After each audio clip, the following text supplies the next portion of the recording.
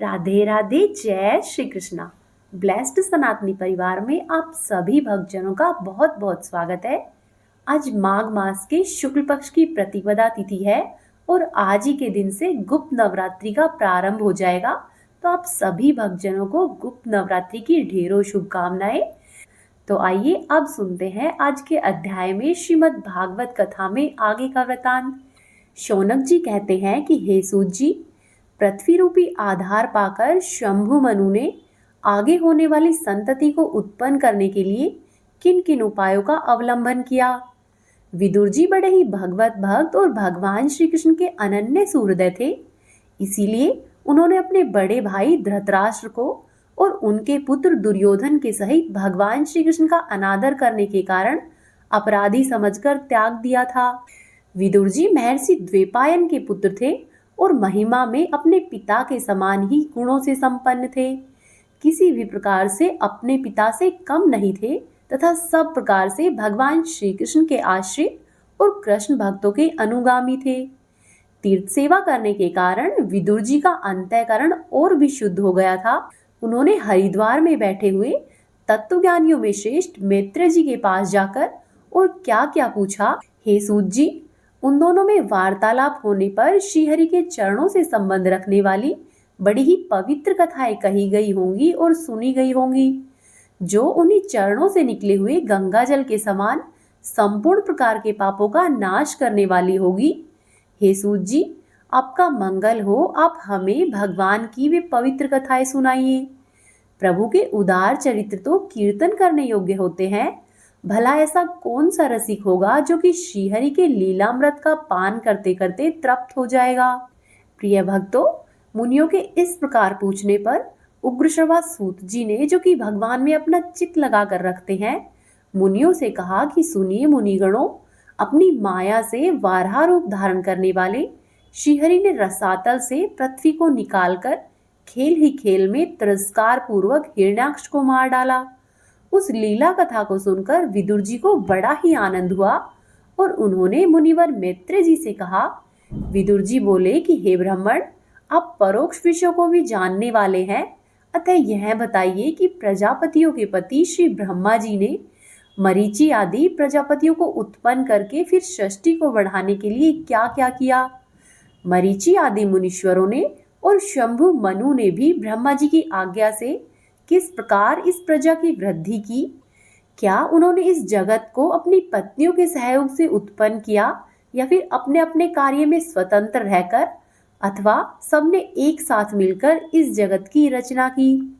तब श्री मैत्रेय जी ने कहा कि हे विदुर जी, जिसकी गति को जानना अत्यंत ही कठिन है, उस जीवों के प्रारब्ध, प्रकृति के नियंता पुरुष और काल, इन तीनों कारणों से ही भगवान की सानिधि के त्रिगुणमय प्रकृति में क्षोभ होने पर उससे महत्व उत्पन्न हुआ। देव की प्रेरणा से ही रज प्रधान महत्व से वैकारिक यानी कि सात्विक, राजसी और तामसी, ये तीन प्रकार के अहंकार उत्पन्न हुए। उसने आकाश आदि पांच पांच तत्वों के अनेक वर्ग प्रकट किए। वे सब के सब अलग अलग रहकर भूतों के कार्य रूपी ब्रह्मांड की रचना नहीं कर सकते थे। इसीलिए उन्होंने भगवान की शक्ति से परस्पर संगठित होकर एक सोने के रंग के अंडे की रचना की। वह अंड चेतना शून्य अवस्था में 1000 वर्षों से भी अधिक समय तक कारण लब्धि के जल में पड़ा रहा। फिर उसमें श्री भगवान ने प्रवेश किया। उसमें अधिष्ठित होने पर उनकी नाभि से सहस्त्रों सूर्यों के समान अत्यंत ही दैदीप्यमान होता हुआ एक कमल प्रकट हुआ।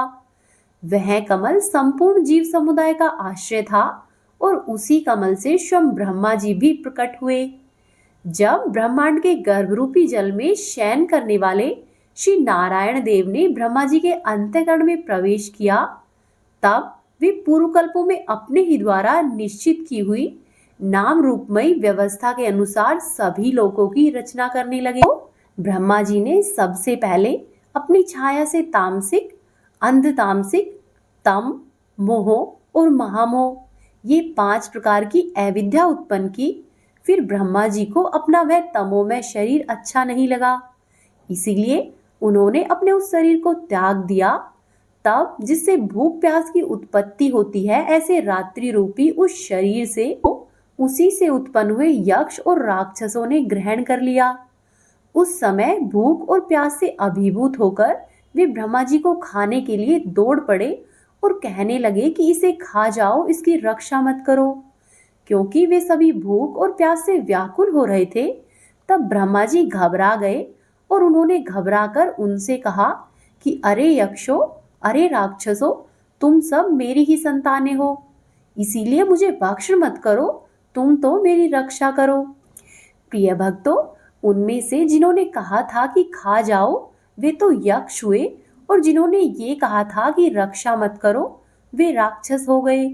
फिर ब्रह्मा जी ने सात्विक की प्रभा से दीप्यमान होकर मुख्य मुख्य देवताओं की रचना की।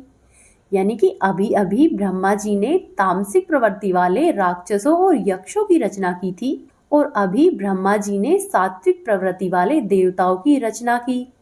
इनकी रचना करने के बाद ब्रह्मा जी ने अपने जगन देश से कामासक्त असुरों को उत्पन्न किया।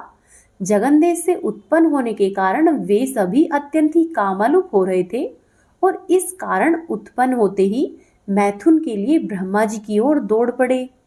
यह देखकर पहले तो ब्रह्मा जी हंसे, किंतु फिर उन निर्लज्ज असुरों को अपने पीछे आता हुआ देखकर वे भयभीत और क्रोधित होकर बड़े ही जोर से दौड़ पड़े। तब उन्होंने भक्तों पर कृपा करने के लिए उनकी भावना के अनुसार दर्शन देने वाले शरणागत वत्सल और वरदायक श्रीहरि के पास जाकर इस प्रकार से कहा, हे परमात्मन, मेरी रक्षा कीजिए। मैंने तो आपकी ही आज्ञा से प्रजा उत्पन्न की थी, किंतु यह तो पाप में प्रवृत्त होकर मुझको ही तंग करने चली है। हे नाथ, मेरी रक्षा करो। हे नाथ, एकमात्र आप ही दुखी जीवों के दुख को दूर करने वाले हैं, और जो आपकी चरण शरण में नहीं आते हैं, उन्हें दुख देने वाले भी एकमात्र आप ही हो। प्रभु, आप तो प्रत्यक्षवान, सबके हृदय की जानते हो। उन्होंने ब्रह्मा जी की आतुरता देखकर कहा कि हे ब्रह्मा जी, तुम ऐसा करो, अपने इस काम कलुषित शरीर को त्याग दो। भगवान श्रीहरि ने जैसे ही यह कहा, ब्रह्मा जी ने तुरंत ही अपना वह शरीर छोड़ दिया। ब्रह्मा जी का वह छोड़ा हुआ शरीर एक सुंदर स्त्री संध्या देवी के रूप में बदल गया। उसके चरण कमलों के पाजेब झंकृत हो रहे थे, उसकी आंखें मतवाली हो रही थी, और कमर करधनी की लड़ों से सुशोभित होकर बड़ी ही सजीली साड़ी से ढकी हुई थी। उसकी नासिका और दंतावली बड़ी ही सुगढ़ थी, तथा वह मधुर मधुर मुस्कुराती हुई असुरों की ओर हाव भाव पूर्ण दृष्टि से देख रही थी। वह नीली नीली अलकावली से सुशोभित सुकुमारी मानो लज्जा के ही अपने आंचल में सिमट जाती थी। हे विदुर जी, उस सुंदरी को देखकर सब के सब असुर मोहित हो गए, और उन कुबुद्धि दैत्यों ने उस स्त्री रूपिणी संध्या के विषय में तरह तरह के तर्क वितर्क किए, और फिर उसका आदर करते हुए बड़े ही प्रेम पूर्वक पूछा। दैत्य बोले कि हे सुंदरी, तुम कौन हो और किसकी पुत्री हो? हे भामिनी, यहाँ पर तुम्हारे आने का क्या प्रयोजन है? तुम अपने अनुपम रूप और सौंदर्य दिखाकर हम सबको तरसा रही हो। हे अबले, तुम कोई भी क्यों न हो, हमें तुम्हारा दर्शन हुआ है, यह ही बड़े सौभाग्य की बात है। ओहो, तुम्हारा यह केशपाश कितना सुंदर है। इस प्रकार स्त्री रूप से प्रकट हुई उस सायकालीन संध्या ने उन्हें अत्यंत ही कामासक्त कर दिया, और उन मूर्खों ने भी उसे कोई रमणीय रत्न समझकर ग्रहण कर लिया। उसके बाद ब्रह्मा जी ने गंभीर भाव से हंसकर अपनी कांतिमयी मूर्ति से, जो कि अपने ही सौंदर्य का मानो आस्वादन करती हो, गंधर्व और अप्सराओं को भी उत्पन्न किया। उन्होंने ज्योत्सना रूप से अपने उस कांति में प्रिय शरीर को त्याग दिया। उसी को विश्वावसु आदि गंधर्वों ने प्रसन्नता पूर्वक ग्रहण कर लिया। प्रिय भक्तगणों, इसके पश्चात भगवान ब्रह्मा जी ने अपनी तंद्रा से भूत और पिशाच उत्पन्न किए। उन्हें दिगंबर यानी कि वस्त्रहीन और बाल बिखेरे हुए देखकर ब्रह्मा जी ने अपनी आंखें बंद कर ली। ब्रह्मा जी के त्यागे हुए उस जम्भाई रूपी शरीर को भूत और पिशाचों ने ग्रहण किया। इसी को निद्रा भी कहते हैं, जिससे कि जीवों की इंद्रियों में स्थिरता आ जाती है। प्रिय भक्तगणों, यदि कोई मनुष्य झूठे मुंह से सो जाता है तो उस पर भूत पिशाच आदि आक्रमण करते हैं, उसी को उन्माद कहते हैं। फिर भगवान ब्रह्मा ने भावना की कि मैं तो तेजो में हूँ और अपने अदृश्य रूप से साध्यगण एवं पितृगणों को उत्पन्न किया। पितरों ने अपनी उत्पत्ति के स्थान उस अदृश्य शरीर को ग्रहण कर लिया और इसी को लक्ष्य में रखकर पंडित जन और श्राद्धादि के द्वारा पितर और साध्यगणों को क्रम से काव्य यानी कि पिंड और हव्य अर्पण करते हैं। अपनी तिरोधान शक्ति से ब्रह्मा जी ने सिद्ध और विद्याधरों की सृष्टि की रचना की। फिर ब्रह्मा जी ने अपनी तिरोधान शक्ति से सिद्ध और विद्याधरों की सृष्टि की रचना की और उन्होंने अपना वह अंतर्धान नामक अद्भुत शरीर दिया। एक बार ब्रह्मा जी ने अपना प्रतिबिंब देखा, तब अपने आप को बहुत सुंदर मानकर उस प्रतिबिंब से उन्होंने किन्नर और किम पुरुष उत्पन्न किए। उन्होंने ब्रह्मा जी के त्याग देने पर उनका वह प्रतिबिंब शरीर ग्रहण कर लिया। इसीलिए ये सब उषा काल में अपनी पत्नियों के साथ मिलकर ब्रह्मा जी के गुण कर्मादि का गान किया करते हैं। फिर एक बार ब्रह्मा जी ने सृष्टि की वृद्धि नहीं होने के कारण बहुत ही चिंतित होकर हाथ पैर आदि अवयवों को फैलाकर लेट गए। फिर क्रोध के वश उस भोग में शरीर को त्याग दिया। प्रिय भक्तों, ब्रह्मा जी के उस शरीर से जो बाल झड़कर गिरे थे वे अही हुए तथा उसके हाथ और पैर सिकोड़कर चलने से क्रूर स्वभाव वाले सर्प और नाग उत्पन्न हुए, जिनका शरीर फण रूप से कंधे के पास बहुत ही फैला होता है। फिर एक बार ब्रह्मा जी ने अपने को कृतकृत्य सा अनुभव किया। उस समय अंत में उन्होंने अपने मन से मनुओं की सृष्टि की। ये सब के सब प्रजा की वृद्धि करने वाले हैं। मनस्वी ब्रह्मा जी ने उनके लिए अपना पुरुषाकार शरीर त्याग दिया। मनुओं को देखकर उनसे पहले उत्पन्न हुए देवता और गंधर्वादी ब्रह्मा जी की स्तुति करने लगे। वे बोले कि हे विश्वकर्ता ब्रह्मा जी, आपकी यह यानी कि मनुओं की सृष्टि बड़ी ही सुंदर है। इसमें अग्निहोत्र आदि सभी कर्म प्रतिष्ठित है। इसकी सहायता से हम भी अपना अन्न यानी कि हविर्भाग ग्रहण करेंगे। फिर आदि ऋषि ब्रह्मा जी ने इंद्रियों को संयम पूर्वक तप, विद्या, योग और समाधि से संपन्न हो अपनी प्रिय संतान ऋषिगण की रचना की और उनमें से प्रत्येक को अपने समाधि, योग, ऐश्वर्य, तप, विद्या और वैराग्य शरीर का अंश दिया। विदुर जी ने पूछा कि हे भगवान, शंभु मनु का वंश बड़ा ही आदरणीय माना गया है। उसमें मैथुन धर्म के द्वारा प्रजा की वृद्धि हुई थी। अब आप मुझे उसी की कथा सुनाइए। हे ब्राह्मण, आपने कहा था कि शंभु मनु के पुत्र प्रियव्रत और उत्तानपाद ने 7 द्वीपों वाली पृथ्वी का धर्म पूर्वक पालन किया था तथा उनकी पुत्री जो कि देवहूति नाम से विख्यात थी, करदम प्रजापति को ब्याही गई थी। देवहूति योग के लक्षण यमादि से संपन्न थी। उससे महायोगी करदम जी ने कितनी संतानें उत्पन्न की थी, वह सब प्रसंग मुझे कह सुनाइए। मुझे उन सब के सुनने की बड़ी ही इच्छा है।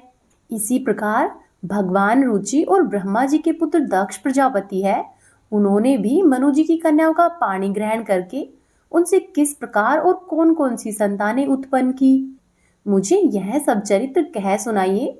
तब मैत्रेय जी ने कहा कि हे विदुर जी, जब ब्रह्मा जी ने भगवान करदम को आज्ञा दी कि तुम संतान की उत्पत्ति करो, तो उन्होंने 10,000 वर्षों तक सरस्वती नदी के तट पर तपस्या की।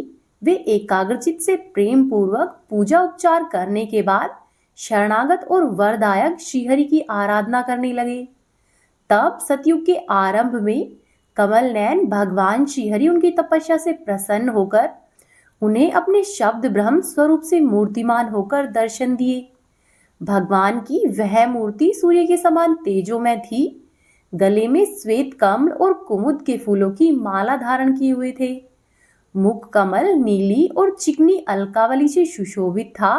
वे निर्मल वस्त्र धारण किए हुए थे। सिर पर झिलमिलाता हुआ सोने का मुकुट था। कानों में जगमगाते हुए कुंडल और कर कमलों में शंख, चक्र, गदा और आयुध विराजमान थे। उनके एक हाथ में क्रीड़ा के लिए श्वेत कमल सुशोभित था। प्रभु की मधुर मुस्कान भरी चितवन चित्त को चुरा लेती थी। उनके चरण कमल गरुड़ जी के कंधों पर विराजमान थे। वक्ष स्थलों में श्री लक्ष्मी और कंठ में कौस्तुभमणि सुशोभित थी। प्रभु की इस आकाश स्थित मनोहर मूर्ति का दर्शन करके करदम जी को बड़ा हर्ष हुआ, मानो उनकी सभी कामनाएं पूर्ण हो गई हो। उन्होंने सानंद हृदय से पृथ्वी पर सिर टिकाकर भगवान को साष्टांग प्रणाम किया और फिर प्रेम के वशीभूत होकर चित्त से हाथ जोड़कर सुमधुर वाणी से उनकी स्तुति करने लगे। करदम जी ने कहा कि स्तुति करने योग्य हे परमेश्वर, आप संपूर्ण सत्वगुणों के आधार है। योगी जन उत्तरोत्तर शुभ योनियों में जन्म लेकर अंत में योगस्थ होने पर आपके दर्शनों की इच्छा करते हैं। आज आपका वही दर्शन पाकर मेरे नेत्र धन्य हो गए हैं और मुझे सभी प्रकार का फल मिल गया है। आपके चरण कमल भवसागर से पार जाने के लिए जहाज के समान है। जिनकी बुद्धि आपकी माया से मारी गई है, वे ही उन तुच्छ और क्षणिक विषय सुख के लिए, जो कि नरक में भी मिल सकते हैं, उन चरणों का आश्रय लेते हैं। किंतु हे स्वामीन, आप तो उन्हें वे विषय भोग दे देते हैं। हे प्रभु, आप तो कल्प वृक्ष है। आपके चरण समस्त मनोरथों को पूर्ण करने वाले हैं। मेरा हृदय काम कलुषित है।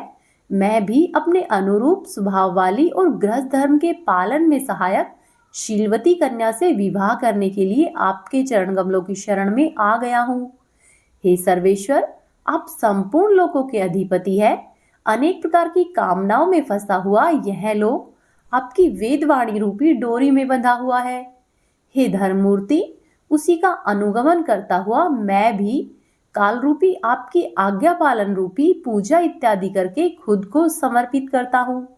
हे भगवान, जिस प्रकार मकड़ी स्वयं ही जाले फैलाती है, उसकी रक्षा करती है और अंत में खुद ही उसे निगल जाती है, उसी प्रकार आप अकेले ही इस जगत की रचना करने के लिए अपने से ही अभिन्न अपनी योगमाया को स्वीकार करके उससे अभिव्यक्त हुई अपनी सत्वादी शक्तियों के द्वारा स्वयं ही इस जगत की रचना करते हैं, पालन करते हैं और संहार करते हैं। हे प्रभु, इस समय आपने हमें अपनी तुलसी माला मंडित माया से परिचिन्न सी दिखाई देने वाली सद्गुण मूर्ति से दर्शन दिया है। आप हम भक्तजनों को, जो कि शब्दादि विषय सुख को प्रदान करते हैं, वे माइक होने के कारण यद्यपि आपको पसंद नहीं है, फिर भी परिणाम में हमारा शुभ करने के लिए वे हमें प्राप्त हो। हे नाथ, आप स्वरूप से निष्क्रिय होने पर भी माया के द्वारा सारे ही संसार का व्यवहार चलाने वाले हैं। थोड़ी सी उपासना करने वाले पर भी समस्त अभिलाषित वस्तुओं की वर्षा करते रहते हैं। हे प्रभु, आपके चरण कमल सर्वदा ही वंदनीय है। मैं आपको बार बार नमस्कार करता हूँ। फिर मैत्री जी कहते हैं कि ये सब सुनकर भगवान की मुस्कान और अधिक चंचल हो गई। वे गरुड़ जी के कंधे पर विराजमान थे। जब करदम जी ने इस प्रकार निष्कपट भाव से उनकी स्तुति की, तब वे उनसे अमृतमयी वाणी से कहने लगे। श्री हरि विष्णु भगवान ने कहा कि जिसके लिए तुमने आत्म संयम आदि करके मेरी आराधना की है, तुम्हारे हृदय के उस भाव को जानकर मैंने पहले से ही उसकी व्यवस्था कर दी है। हे प्रजापते, मेरी आराधना तो कभी भी निष्फल नहीं होती है। फिर जिनका चित्त निरंतर ही एकांत रूप में मुझसे लगा रहता है, उन तुम जैसे महात्माओं के द्वारा की हुई उपासना का तो और भी अधिक फल होता है। प्रसिद्ध और यशस्वी सम्राट शंभु मनु ब्रह्माव्रत में रहकर 7 समुद्र वाली सारी ही पृथ्वी का शासन करते हैं। हे विप्रवर, वे परम धर्मज्ञ महाराजा महारानी शत्रुपा के साथ तुमसे मिलने के लिए परसों यहाँ पर आएंगे। उनकी एक रूप यौवन शील और गुणों से संपन्न श्यामलोचना कन्या इस समय विवाह के योग्य है। हे प्रजापते, तुम सर्वथा ही उस कन्या के योग्य हो, इसीलिए वे तुम्हें वह कन्या अर्पण करेंगे। हे ब्राह्मण, गत अनेक वर्षों से तुम्हारा चित्त जैसी भार्या के लिए समाहित हो रहा है, अब शीघ्र ही वह राजकन्या तुम्हारी वैसी ही पत्नी होकर यथेष्ट सेवा करेगी। वह तुमसे 9 कन्याएं उत्पन्न करेगी और फिर तुम्हारी उन कन्याओं से लोकरीति के अनुसार मरीचि आदि ऋषिगण पुत्र उत्पन्न करेंगे। तुम भी मेरी आज्ञा का अच्छी तरह से पालन करके शुद्धचित हो जाओगे। फिर अपने सभी कर्मों का फल मुझे अर्पण करके मुझको ही प्राप्त होगे। जीवों पर दया करते हुए तुम आत्मज्ञान प्राप्त करोगे और फिर सबको अभय दान देकर अपने सहित संपूर्ण जगत को मुझ में और मुझको अपने अंदर स्थित देखोगे। हे महामुने, मैं भी अपने अंश कला रूप से तुम्हारे वीर्य के द्वारा तुम्हारी पत्नी देवहूति के गर्भ में अवतीर्ण होकर सांख्य शास्त्र की रचना करूंगा। फिर मित्र जी कहते हैं कि हे विदुर जी, कर्दम ऋषि से इस प्रकार संभाषण करके इंद्रियों के अंतर्मुख होने पर प्रकट होने वाले श्रीहरि सरस्वती नदी से घिरे हुए बिंदुसार तीर्थ, जहां से कर्दम ऋषि तपस्या कर रहे थे, वहां से अपने लोक की ओर चले गए। भगवान के सिद्ध मार्ग यानी कि वैकुंठ मार्ग की सभी सिद्धेश्वर प्रशंसा करते हैं।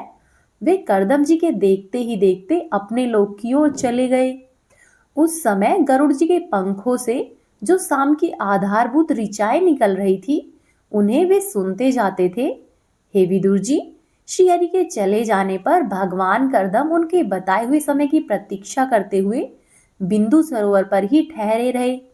हे वीरवर, इधर मनु जी भी महारानी शत्रुपा के साथ स्वर्ण जड़ित रथ पर सवार होकर तथा उस रथ पर अपनी कन्या को बिठाकर पृथ्वी पर विचरते हुए जो दिन भगवान ने बताया था, उसी दिन शांति परायण महर्षि कदम के उस आश्रम पर पहुंचे। सरस्वती के जल से भरा हुआ यह बिंदु सरोवर वह स्थान है जहां पर अपने शरणागत भक्त कर्दम के प्रति उत्पन्न हुई अत्यंत ही करुणा के वशीभूत हुए भगवान के नेत्रों से आंसू की बूंदें गिरी थी। यह तीर्थ बड़ा ही पवित्र है।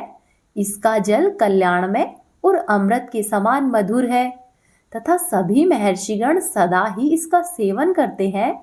उस समय बिंदु सरोवर पवित्र वृक्ष और लताओं से घिरा हुआ था, जिनमें तरह तरह की बोली बोलने वाले पवित्र मृग और पक्षी रहा करते थे। वह स्थान सभी ऋतुओं के फलों और फूलों से संपन्न था और सुंदर वन श्रेणी में भी उसकी शोभा अत्यधिक होती थी।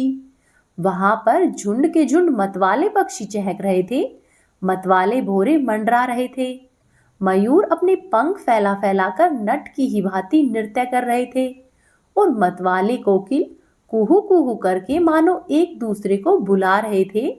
वह आश्रम कदम, चंपक, अशोक, करंज, बकुल, असन, कुंद, मंदार, कुटज और नए नए आम के वृक्षों से अलंकृत था।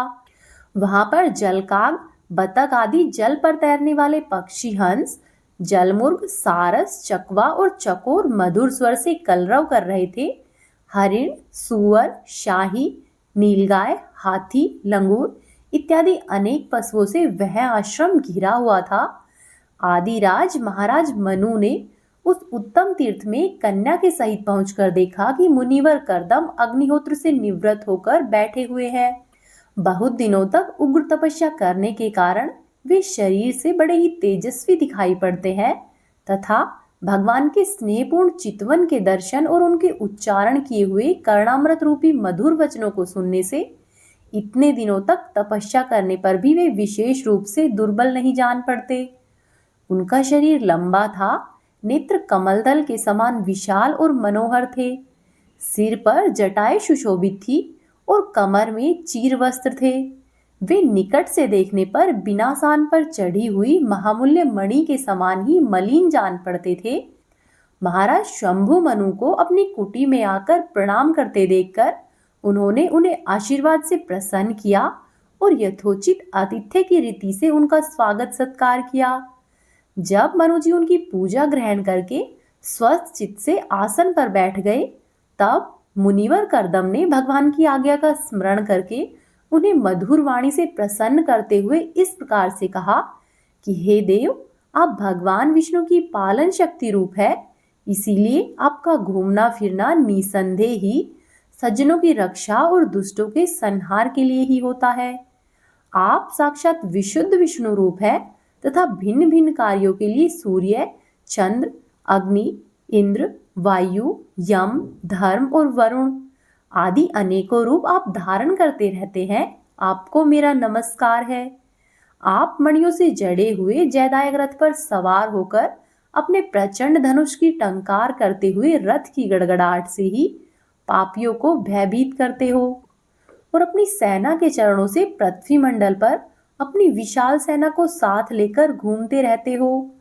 यदि आप ऐसा नहीं करें तो चोर और डाकू भगवान की बनाई हुई वर्णाश्रम और धर्म की मर्यादा को तत्काल ही नष्ट कर देंगे तथा विषयलोलुप और निरंकुश मानवों द्वारा सर्वत्र ही अधर्म फैला जाएगा।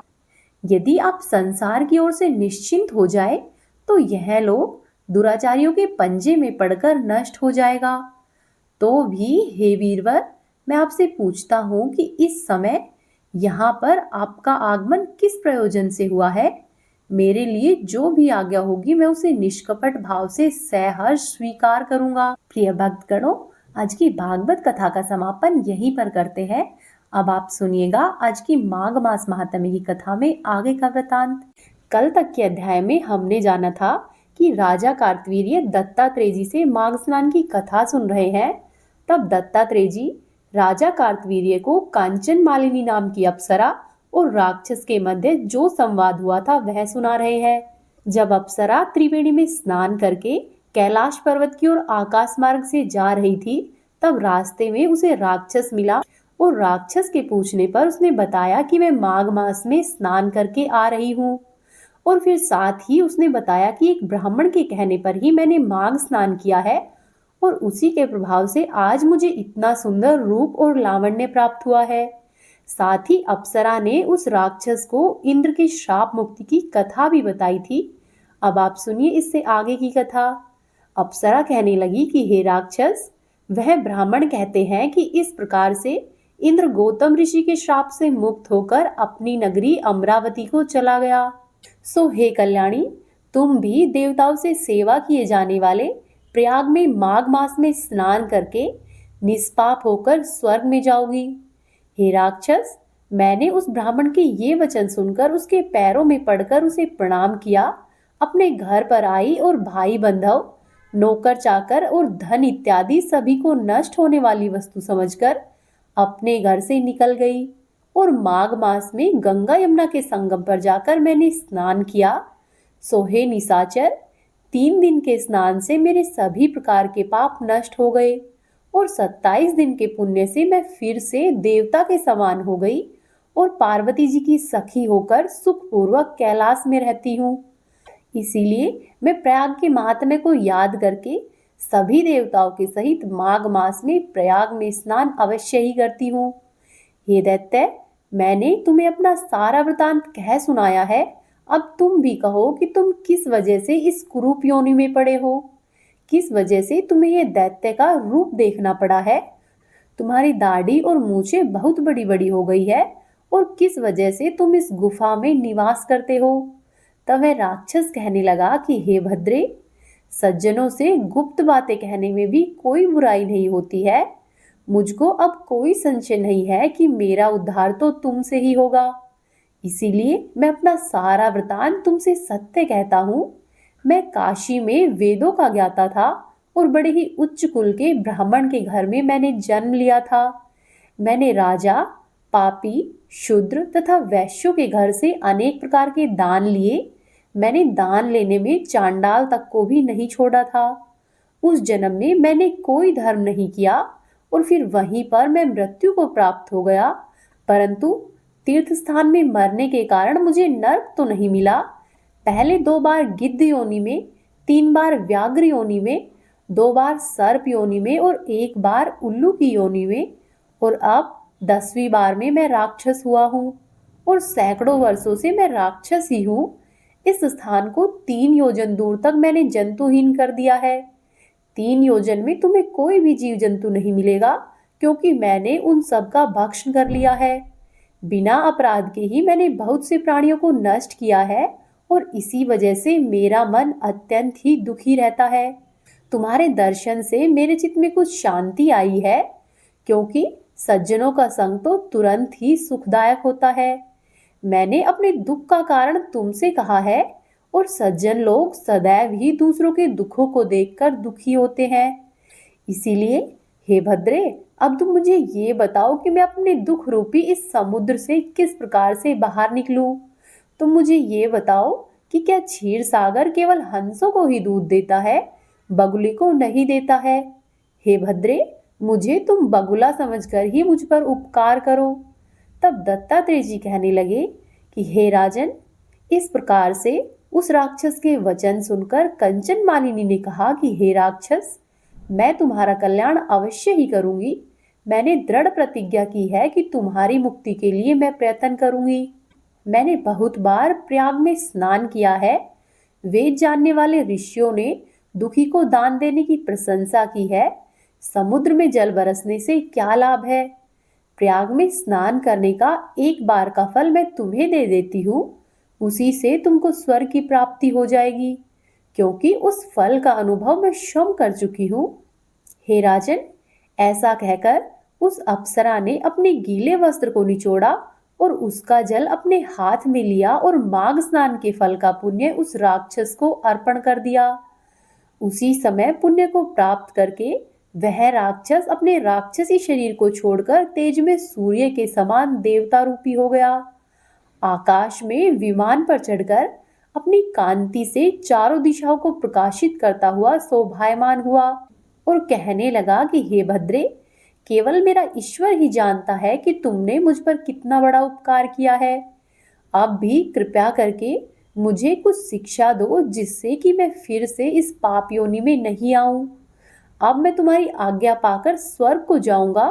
तब कंचन मालिनी कहने लगी कि सदैव ही धर्म की सेवा करो, कामरूपी शत्रु को जीतो, दूसरों के गुण तथा दोषों का वर्णन मत करो, शिव और वासुदेव का पूजन करो, इस देह का मोह मत करो, पत्नी, पुत्र और धन इत्यादि की ममता त्याग दो, सत्य बोलो और वैराग्य भाव धारण करके योगी बनो। मैंने तुमसे यह धर्म के लक्षण कहे हैं। अब तुम देवता रूप होकर शीघ्र ही स्वर्ग को जाओ। दत्तात्रेय जी कहने लगे कि हे राजन, इस प्रकार से गंधर्वों से शोभित होकर वह राक्षस कंचन मालिनी को नमस्कार करके स्वर्ग की ओर गया। वहां पर देवकन्याएं आई और कंचन मालिनी पर पुष्पों की वर्षा करने लगी और प्रेम पूर्वक कहने लगी कि हे भद्रे, तुमने इस राक्षस का उद्धार किया है। इस दुष्ट के डर से कोई भी इस वन में प्रवेश नहीं करता था। अब हम सभी निडर होकर यहाँ पर विचरण करेंगी। कंचन मालिनी उस राक्षस का उद्धार करके प्रेम पूर्वक देवकन्याओं के साथ क्रीड़ा करती हुई शिवलोक की ओर चली गई। हरे कृष्णा। ये थी आज की कथा। यदि आपको अच्छी लगी है तो प्लीज वीडियो को लाइक कीजिएगा, कमेंट बॉक्स में प्रभु के जयकारे जरूर लगाइएगा और अपने ही जैसे भगवत भक्तों के साथ इन कथाओं को शेयर भी कीजिए। आपका दिन शुभ और मंगलमय हो। राधे राधे।